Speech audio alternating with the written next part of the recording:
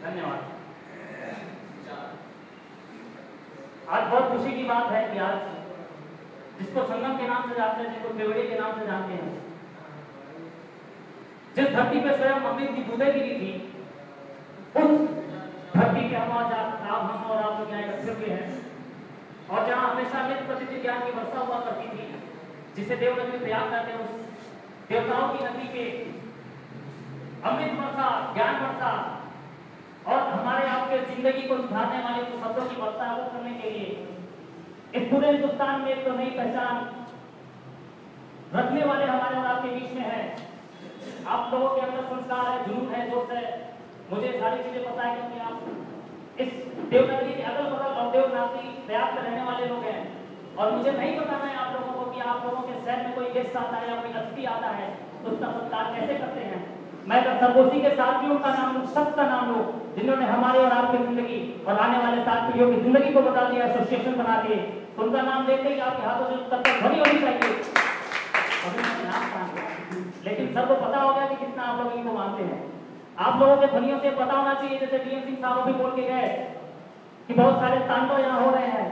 आप लोग ये चंद लोग जो बैठे हो, तालियों के माध्यम से बता दो, हवाओं के माध्यम से उनके कानों में आवाज जानी चाहिए कि तुम कितना हो भी हमारे खिलाफ बुलंद आवाज कर लो, अंत में सत्य की ही जीत होती है। और आरसीएम का एसोसिएशन बना के पूरे हिंदुस्तान का, पूरे विश्व को बता दिया पीके सिंह जी ने, ये देखो हमारा आरसीएम है। और आरसीएम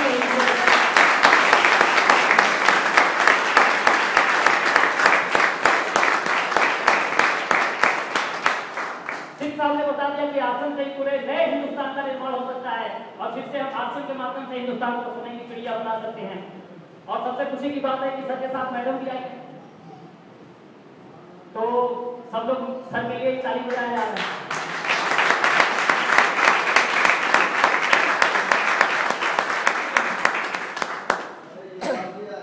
युवराज तो है, और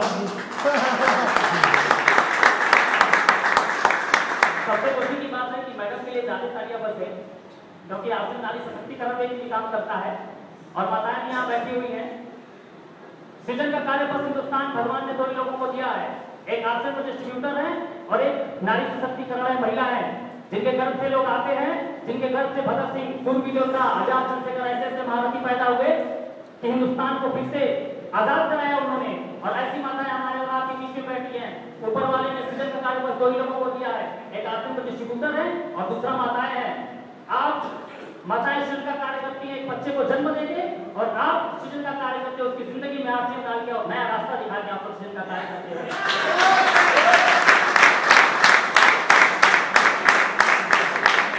जिस तरीके से विपत्तियां आई थी, अभी सिंह साहब बोल के गए थे, लेकिन जो शायरी मेरी थी वो थोड़ी उत्पटान, मतलब वो सीक्वेंस में नहीं कर पाए, वो ऐसे कि गर्दिश में घेर लेते हैं जड़े की टिकट को और मुसीबत में काट लेती है कुतिया भी से। तो परिस्थितियां हमारे और आपके बीच में आई, लेकिन कोई बात नहीं है, समय आता है, समय जाता है, समय है। कभी आप बच्चे हुए करते थे, आज जवान है, कल बुजुर्ग हो जाएंगे, अगले दिन दुनिया से चले जाएंगे। लेकिन जरा आप सोच के देखो कि जाते जाते इस राष्ट्र के लिए, समाज के लिए, अपने परिवार के लिए आप क्या करके जा रहे हो। मुझे भी 4 साल पहले समझ में नहीं आता था कि मैं राष्ट्र के लिए क्या करूं, कैसे करूं, लेकिन जब मेरी जिंदगी में 2006 में आइटम बिजनेस आया, तो 4 साल बाद मुझे समझ में आया कि इससे हम देश की रक्षा कर सकते हैं। फिर जाके मैंने राष्ट्र को समर्पित करके ये काम किया। और अगर आप परिवार के लिए करके जाते हो, परिवार के बाद समाज के लिए करते हो, राष्ट्र के लिए करते हो, ये जिंदगी क्या है कि आप इस दुनिया से चले जाओगे। जब आप इस दुनिया से जाओगे, जिस तरीके से आप सभी लोग शतरंज खेले होंगे, शतरंज की जब बाजी लगती है, गेम खत्म होता है, जब गेम खत्म होता है तो सारे पेशे और बादशाह एक ही डब्बे में बंद कर दिए जाते हैं। उसी तरीके से जब आप दुनिया से जाओगे, चाहे वो बड़ा टाइकून मरे, धीरूभाई अंबानी बने, चाहे अपना सब डिस्ट्रीब्यूटर या गरीब बने, जब वो मरता है तो उसकी चिता सजाई जाती है, और चिता सजाने के बाद उसकी राख होती है मात्र 20 ग्राम की होती है, और उसकी